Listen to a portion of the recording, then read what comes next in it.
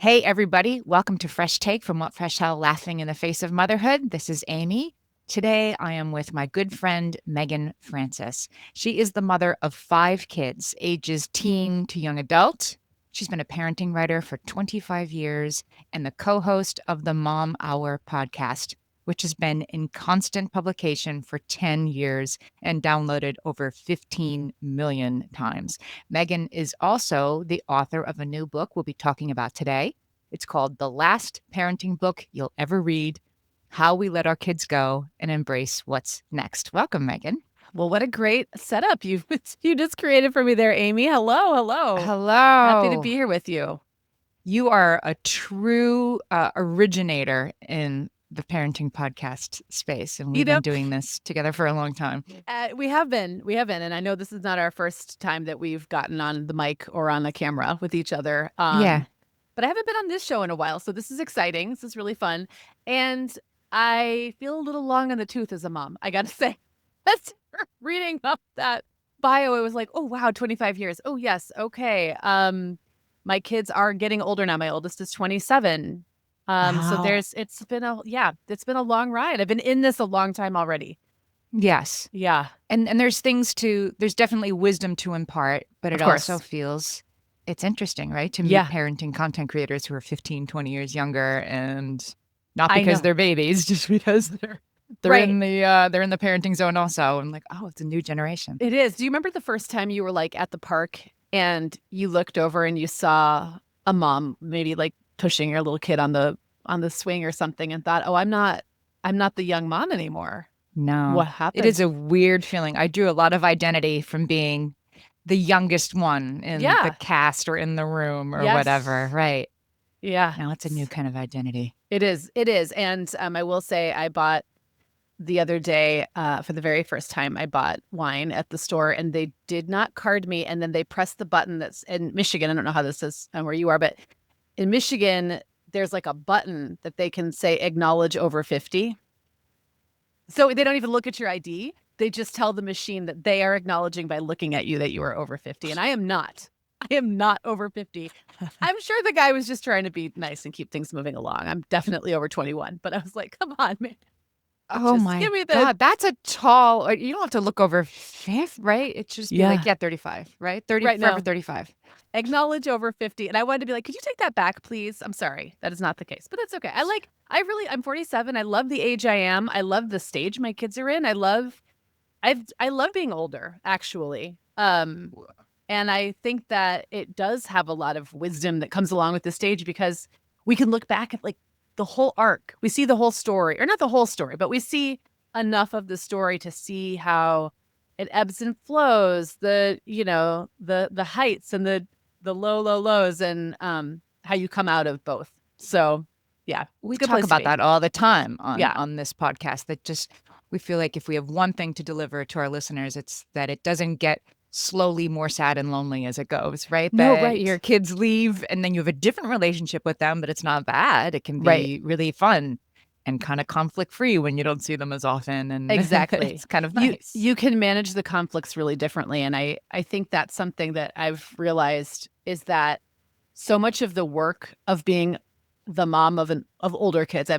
have 4 adults, like 3 that are totally launched, 1 who's in college, and then I have 1 teenager at home. And the work of learning how to be a parent to the ones who are out, it's all about me. It's my work. It's like, how do I react to things? They don't text me when I think they should, or they text me too much and tell me stuff I don't want to know, or whatever the thing is. What does it say about me and my relationship with myself, honestly, the way I react to those things? And so, yeah, it's been quite a journey of self-discovery, Amy. And that's what the book is about. Yeah. Yeah. Right? Just to come around to the book, that is the sort of topic of this book. You call it the transition from arms full to hands free, which I guess is what we were just talking about. But tell us how you kind of define those two things. So the book, and man, this book was a bear to write. And when we did on my Substack, we did a live not too long ago that we did. Will be published by the time this airs. For sure. We'll link to that. Yeah, we'll link to that too. But we kind of talked about the process of writing a book that's so personal. And in this case, I had all this material, all these like little vignettes that had come to me, and I think this will show. So I'll just It's helpful to show the book the right way up. Um, and I had them sort of like started in little snippets and little beginnings of essays and beginnings of chapters, but could not for the life of me figure out how to make it, like how to thematically group it together. Am I going to group this by, you know, themes like health and, you know, middle and aging and parenting, or how was I going to do this? And finally I thought it's really like looking back and then kind of being where you are and then looking forward. So that's how I structured it. And so that the arms folded, hands free really came from that first section where I was just reflecting back at like what my life used to look like when I had little kids everywhere, and going to the store was like an Olympic event, and everything was it was fun. And I loved a lot about that time of life, but it was exhausting and also so all encompassing. Kids were everywhere, and their relics were everywhere. There was just like everywhere I looked was either children or evidence of children. And then I'd go hide in my bedroom and I could still hear them. It was just everywhere. Right. And then there comes a point where it's like it peaks and then it starts to de-escalate. And one of the chapters in the book, I talk about how that looked in feeding my family, because it's like you have this slow up, where you've got little ones and then they start eating more and more and more. And then you've got a bunch of teenagers in the house. And I remember I used to go shop and fill the cart all the way to the top. It was like maximum calorie consumption. Like how many calories could I get on the table? And then at some point it starts to come back down. And then you're that person buying the half loaves of bread and you're thinking, Right. what happened? My teen peak feeding years were during the pandemic. And so that was nuts, because it was very nice when they could go to school and have smoothies and pizza and some calories during the day. So I'm feeding them 3 meals a day and I was losing my mind. Yeah. And we had a guest on that was talking about, making things easier with meals. And she said, lunch is leftovers. And I said, like, what do you mean? She's like, I'm like, I can't, if I made 2 pans of enchiladas, my teenagers would eat 2 pans of enchiladas. If I made one, they'd eat one, right? They ate everything. We never had leftovers. And she didn't quite know how to respond to that. She hadn't dealt with that particular. And anyway, or there'd be like a couple of the things nobody wanted. There's like 2 kind of limp asparagus stalks. And that's your difference. Right. Like, okay. My husband will eat those, but none of the rest of us, like he has these, kitchen sink salads that are just like good for you, I guess. But the constant work. Yeah. And you're right. And then all of a sudden it turns into, I guess it's just 3 of us for dinner. I guess it's just 2 of us for dinner. Yeah. Yeah. And it's not bad. It's just different. It's not bad. But it was, for me, I was like, why does food keep going bad? I keep, losing stuff in the fridge because I was overbuying, because I had been so conditioned to thinking that's how I had to do that task, that parenting task. And there's a lot of that sort of thing. They call it the muscle memory of motherhood in the book, where it's like you just get used to things being a certain way. I got used to the mall, for example, being just hell. Why would I go to the mall? Why would I take all these kids there? Right. And so I avoided malls like crazy for 20 years. I just did not go. It was you. You're the death of the mall. It was because of you. I killed the mall. I did not darken the door for a very, very long time. I know I'm not a huge fan of like the traditional 80s mall, but I have to say, when I had just 2 teenagers left and one of them was learning how to drive and we had to do a lot of hours behind the wheel, there was this mall about an hour away. And I'd be like, hey, let's all jump in, the 3 of us, not 7 of us. Let's just 3 of us jump in the car and drive to the mall. And then I'll hang out in Barnes and Noble and you guys can go, I don't know, do your thing in the mall. And they did. And I thought, this is great. And I could have a pretzel. It was amazing. So things change. And I think sometimes we get stuck in the definition of how things were, like the experience. And sometimes we get like a little tense about it. And we think it's always going to be like that. And then there's a day where you go to, say, like a parade, which was another thing, like, no, thank you. I am not taking all these kids to a parade. But now I can be that person who just kind of like between the crowd, kind of jimmies in, looks around, goes, oh yeah, and then leaves. It's like there's no stroller, there's no diaper bag. Right. It's just me. Right. Navigating the world on my own. Very different. You make this excellent point in the book that I hadn't really thought about, that And that feels like I can never go to parades, but we forget that that was an adjustment too. That we also had Yes. this huge adjustment when we became parents. Yeah. I'm going to quote you to you. You said, "It took me years to adjust to being a mother of small kids, to surrender to the reality of giving up my sleep and bodily space and freedom and autonomy. So it only makes sense that the way out is hard too." Yeah. And you can get good at it. Like that's the part, that's where I am now. You mentioned that's idea that there's a slow decline, that it just gets sadder and lonelier. It's only 18 summers and then Right. that's it. Then it's Oh, just that's only another thing you. that drives me crazy because Hmm. that's not true. I will tell you I very much. know. It's summer right It now drives me and crazy. my kids are around.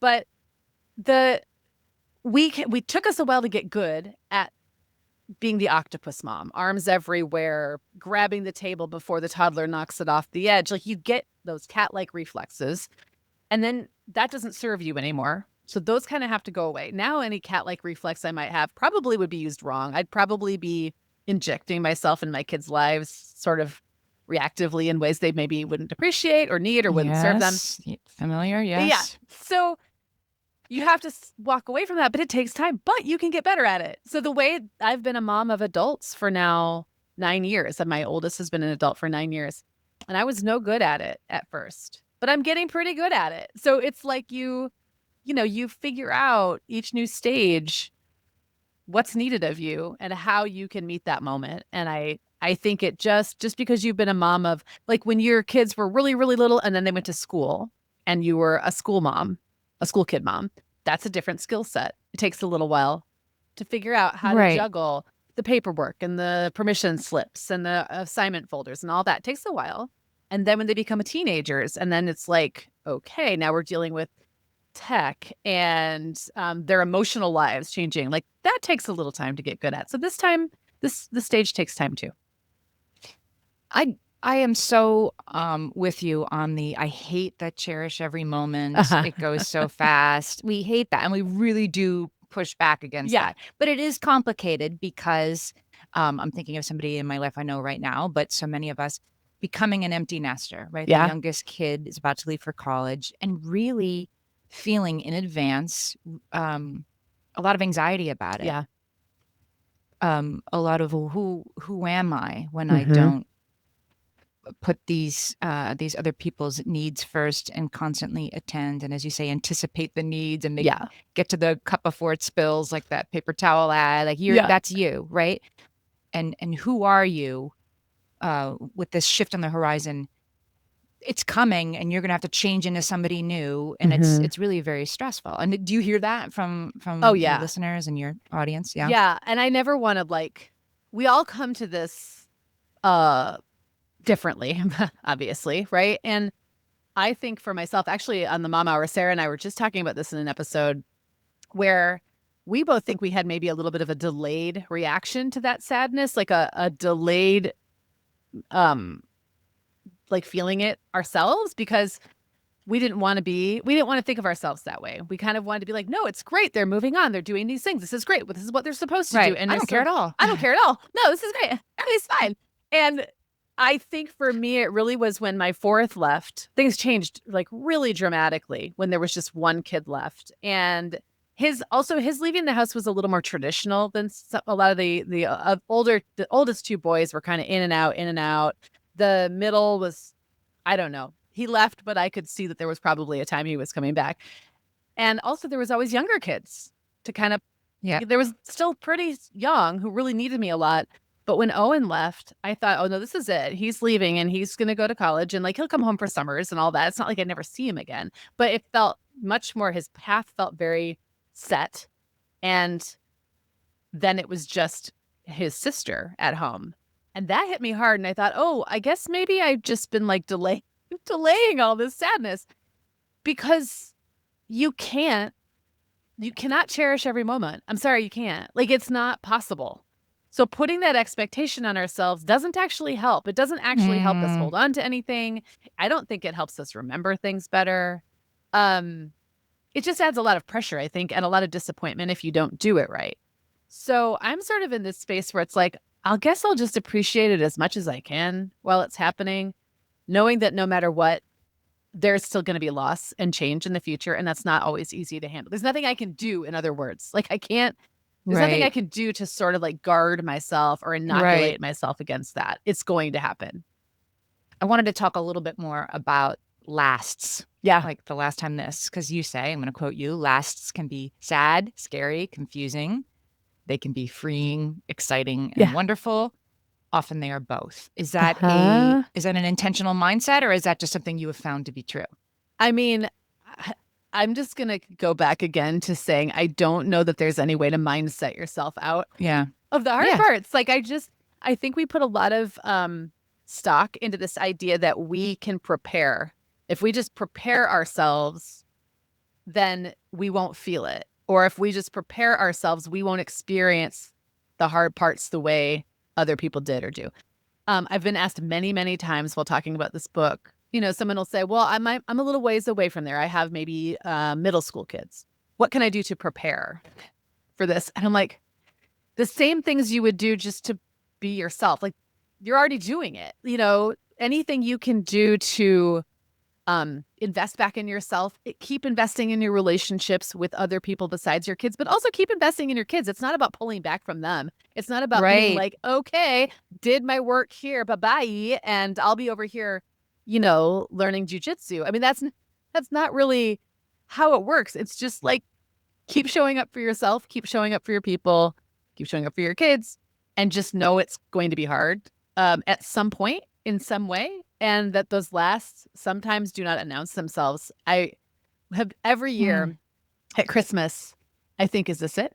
Is this the last Christmas that they're all here? Because there will be a last Christmas that all the kids come home. That's going to happen, but I'm not going to know probably that next year's the year they have a job that keeps them away from home, or that they have a partner and they decide to go visit, the partner's parents instead, or whatever Yeah. it is. I'm not Right. going to know that. So every year it's like I have to balance out the temptation to make it all too heavy and like, why is mom crying in the kitchen again? Like that whole thing, with making it with not acknowledging the moment. Like, there's a delicate balance there, because if every time I walk in the room I go, remember when you guys were little, and then I cry, like, no, that is not a fun way to spend Christmas. But also, if I just rush through it and don't appreciate it at all, I might regret that later, because at some point it will be the last. So I guess that's all a very like long-winded way of saying the lasts are happening, whether we document them, scrapbook them, write them in our journals, know they're happening. They're happening all around us all the time. Mhm. Yeah, which sounds like a big bummer.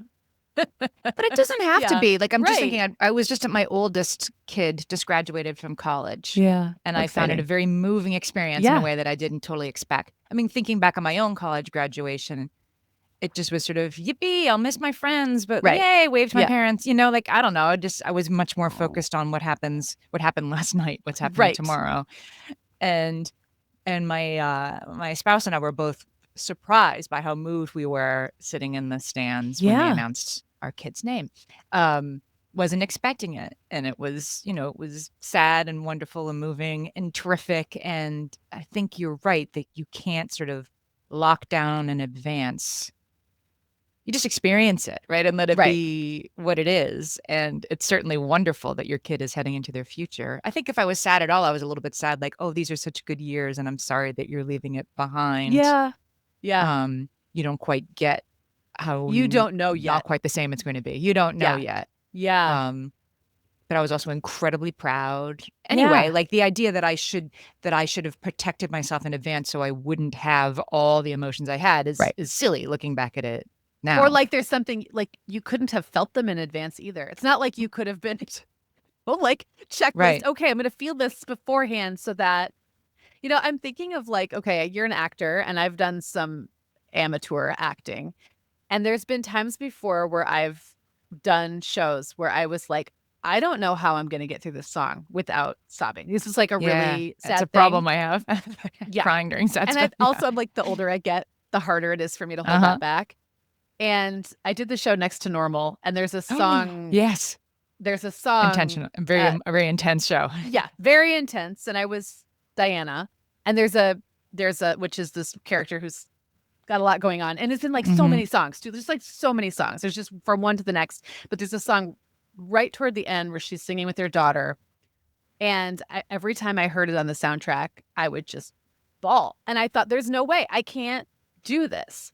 But in that moment, I was quite able to do it and Hmm. it worked. And I don't know there's any way. I kept thinking I have to desensitize myself. Like I just have to sing this song all day long, and that'll help me not feel anything when I got there. But like I have to feel it when I get there, or else I'm not really acting, am I? Like it's just I and that's performing and it's different. But I think it kind of helped me realize like sometimes you feel something in the moment because that's the right thing to be feeling in that moment. And there's no way to prepare for that.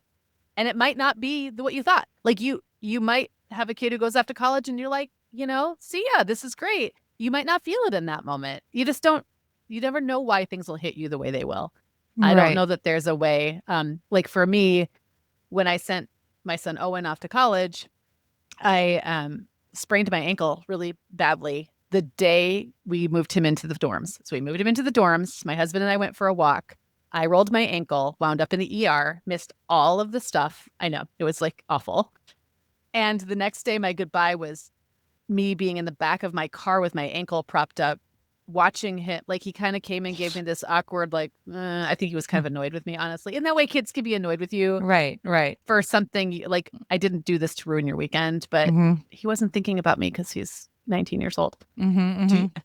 Right. Newsflash, they Quite don't. appropriately And he's walking self-focused. away, and I'm just sobbing in the back seat of the car. And I'm like, where did this come from? Like, what is actually happening right now? It's not really about my ankle. That was a bummer. It's not really that I missed a bunch of orientation stuff that honestly I didn't really want to go to anyway. Like, I didn't really want to go hang out with the other parents. Like, that didn't sound fun. So, what was it?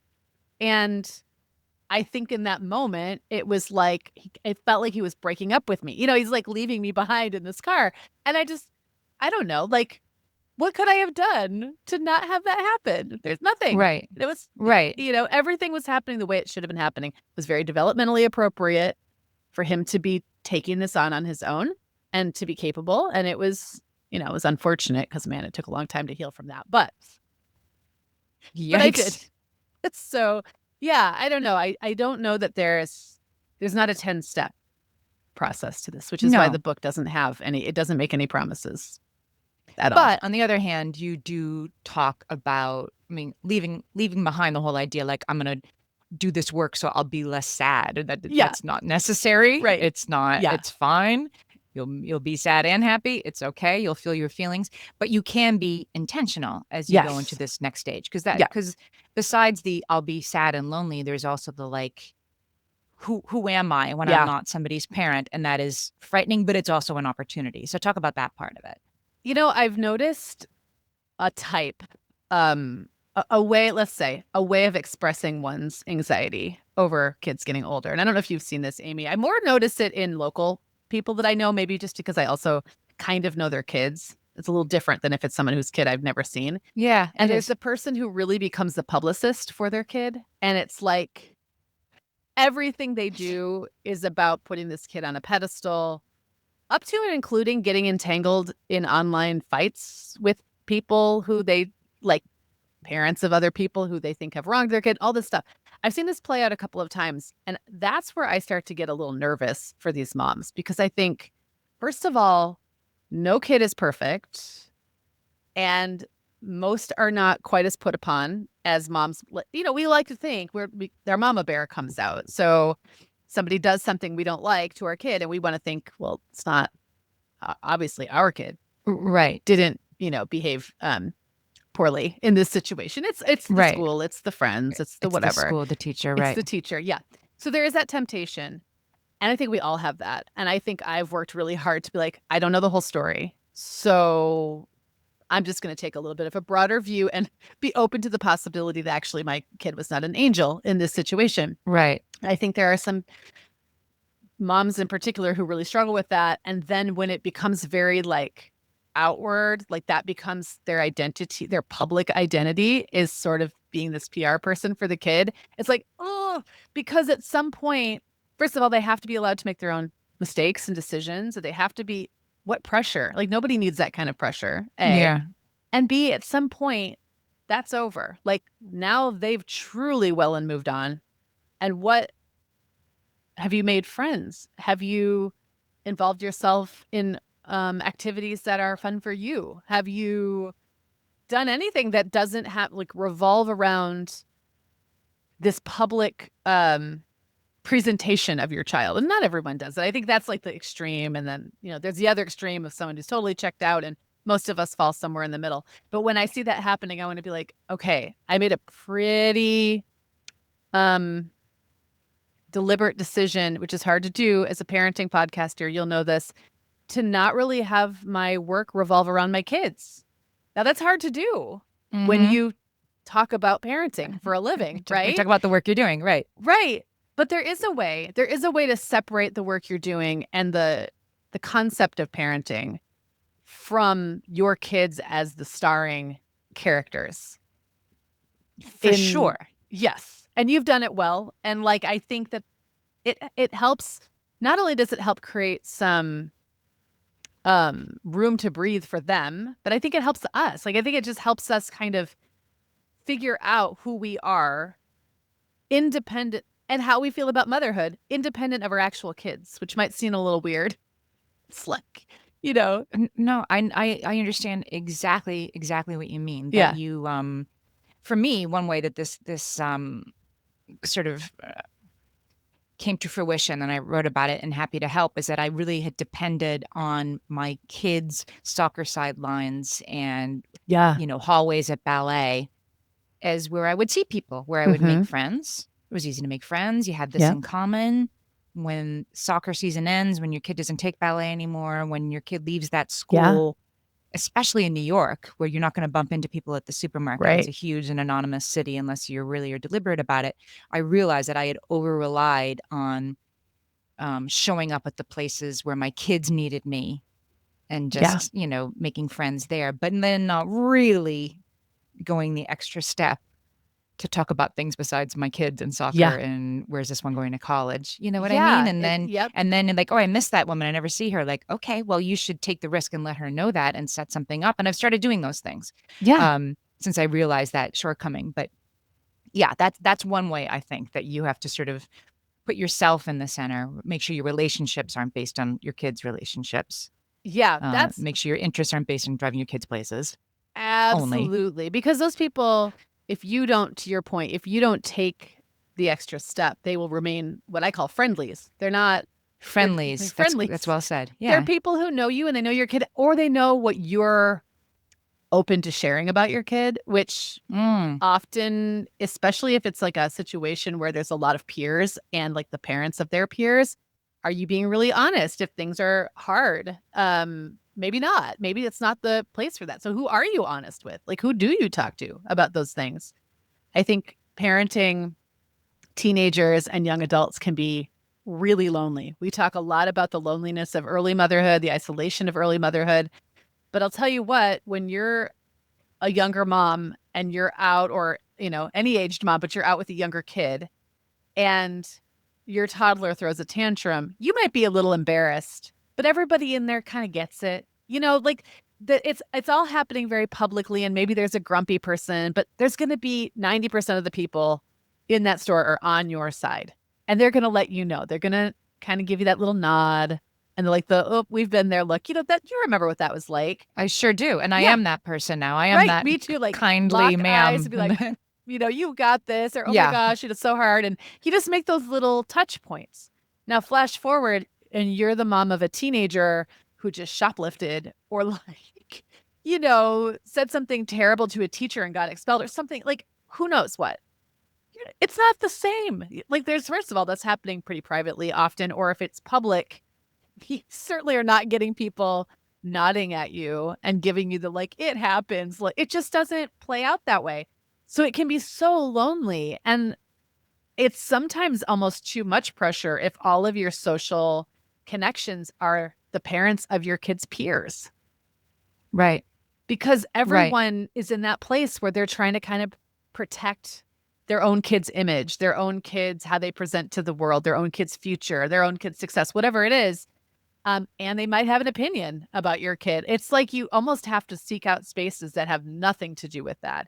In addition to, like you said very wisely, if you like someone and you want to have a further connection with them, um, say so. Do Be something intentional about about it. it. Yeah. Right, Yeah. right. So let's talk about time and Mhm. the guilt about how we spend our time, especially, I suppose, when you have like it's their last summer before they leave for college, the Yeah. sands through the hourglass, and I can't just Mm. go do Pilates with my friend Right. on Wednesday mornings when this is their last summer at home.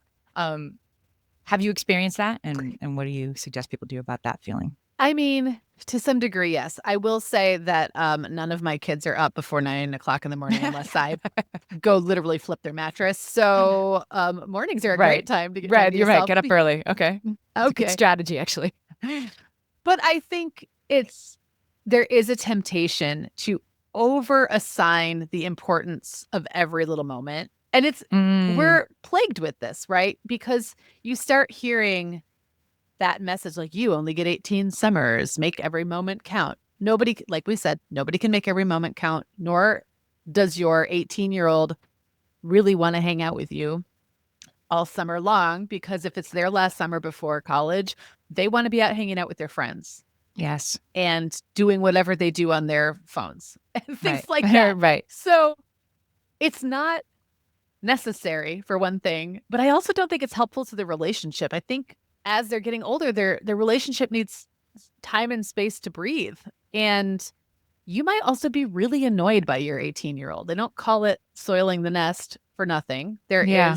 There are behaviors or at least a pulling away that can feel really palpable. And I think if we invest too much of our own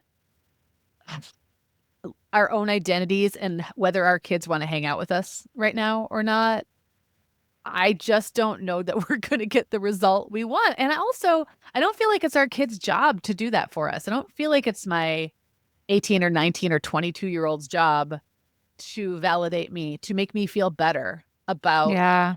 what's happening. Like it's they're not going to feel it as hard probably the way I do yet because they're not thinking about me. That's not like, think back when you went to college, how much time did you spend thinking about your parents and I what they wrote thought about it in about the it? book that when we were saying goodbye to my father, Yeah. my mom was crying, of Mhm. course, right? And I was like, "Why are you Why crying? are you I'm gonna be crying? fine. Right. I'm so fine." I'm like, "Goodbye, Yeah. like get in the car." I didn't get it. I honestly Yeah. thought she was crying because she was worried about me. Right. And And it's like, not don't worry that. about me. And it's not Right. that at all. I No. couldn't conceive her emotional state of where did the time go, Yeah. regret, being left behind. Sunrise, sunset. I mean, all the things. Yeah, Yeah. it No. just did not enter How my could you? barely 18-year-old head. Yeah, I just didn't know that was a thing. Right. Right. So they're not bad people if they don't know that. They don't know, they haven't experienced that part Right. of life yet. And Yeah. they're thinking, I can't wait. What a Right. fun time this is. And that's great.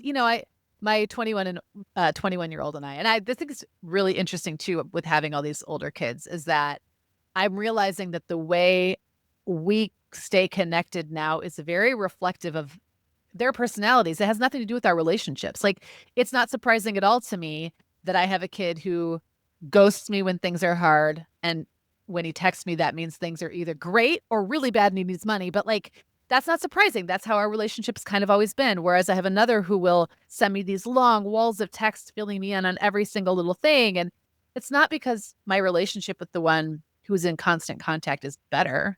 It's just we Mm. communicate differently and always have. So my 21-year-old, I think he was getting really stressed out because I was checking in with him a lot and asking him like, "Oh, what are you doing? What's the plan?" And he said, "I just don't ever feel like I have an answer that is going to make you happy. Like, I don't really have a plan." And I was like, "Oh no, it's not about me. I'm just excited for you." Like, I just keep putting myself back in those shoes and thinking, "What an exciting time." I want to Yes. know, like, I want to know what you're doing. And then I realized I Right. What are was you doing tonight? Right. Right. exactly like, "Oh, what kind of fun plans do you have? I want to hear about them."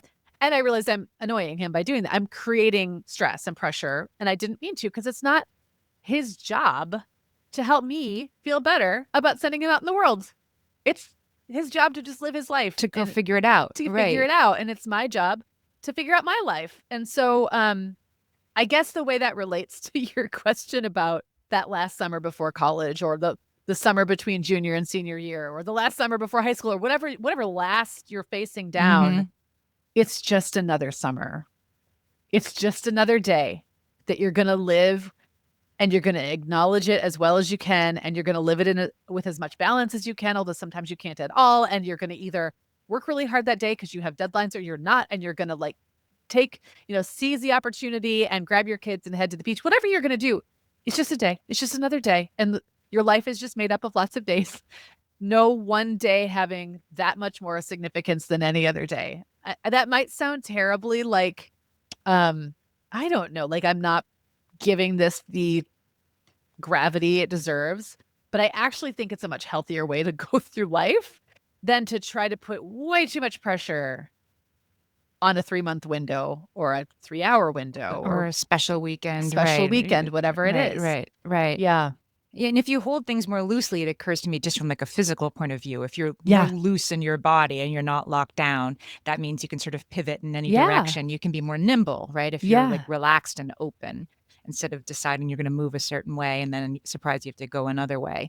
So it's like doing that, the emotional version of that, being open to what's next. Absolutely. You know, my 19-year-old, he's home for the summer, and he got his summer job, and he comes home and he talks about making salads because that's apparently what they've got him doing at this place. Wow. And so I've heard all about the anapasta salad, the garden salad, the salad that has the fruit in it, where the sides go, blah, blah, blah. Anyway, my point is, these are not bonding moments. We're not having like big conversations about life. We're talking about, he's talking about salads. And I'm mostly going, he's really motivated to discuss. Okay, this is what we're talking about. So sometimes the dressing goes on the side. And wait, are you saying sometimes it goes in the salad? Oh, but those are moments that count too. It doesn't always have to be us having some kind of big heart to heart. And to your point, like the more relaxed I am in my body, the more I can just kind of be there for those moments and just kind of let them wash over me. You know, right. Like, this is what they want to talk about. So I'm going to go with that. I'm going to, instead of having like, let's sit down and have a meaningful conversation. You're halfway through a meaningful conversation before you realize you're having one. And so So go to Pilates because they probably weren't going to be awake then anyway. Right. I want to talk a little bit about all the different content you have going on. Yeah. Because you have the kettle, you have the Mom Hour. Tell us about all of it. Okay. So the Mom Hour podcast that Sarah Powers and I have co-hosted for more than 10 years now is coming to an end. So we will be producing or publishing our last episode on June 24th. The archives, which it's hundreds and hundreds of episodes, will be there. We're leaving those up so people can, who are maybe not where we are and still are looking for content about parenting younger kids can go find it. We've got a massive archive there with lots of great content, but we're ready to move on. We talked lately about a question we got from a listener who said something like, can you tell us something you wish you'd done differently with your teenagers or something like that? And I was like, I honestly can't answer that because if I answered it honestly for you, I don't know that it would be helpful.